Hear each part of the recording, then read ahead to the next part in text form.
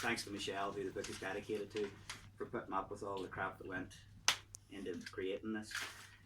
But I wanted to say something about the birth of this book and how grateful I am to have this happen. So, Disorder is my best work to date, as you should expect. I had the luxury of spending 3 years on this one. It made up the bulk of my PhD thesis, and thanks to funding, it's already supported my family financially for 3 years as I worked on it. And because I worked from home for most of this time, I could be around for my wife and kids a lot more, and we became closer and stronger as a family thanks to this book. During the writing of Disorder, I was a regular visitor at No Alibis, which I've often referred to as my PhD library. The books I read for the critical element of my PhD were sourced at my favourite bookstore. And when I had a vague idea, David, Claudia and the rest of the staff provided me with reading recommendations to help me flesh it out. Disorder was conceived at No Alibis, and after a 4-year incubation period, tonight it's being born here. And Dave's the midwife, or mid-husband, if that's a thing. So thanks for your part in that. I actually can't wait to set this story loose in the world, to know that it's out there being read.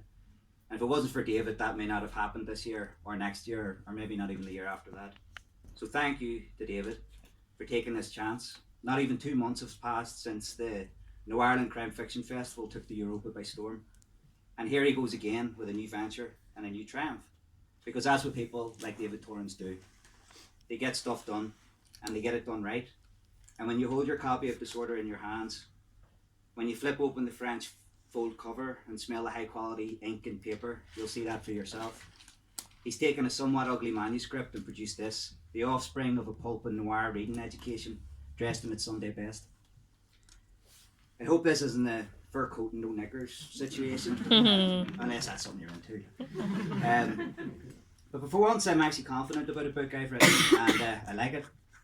I know how much work went into it, and I know it's been enjoyed by my PhD supervisors, Andrew Pepper and Dominique Generaux.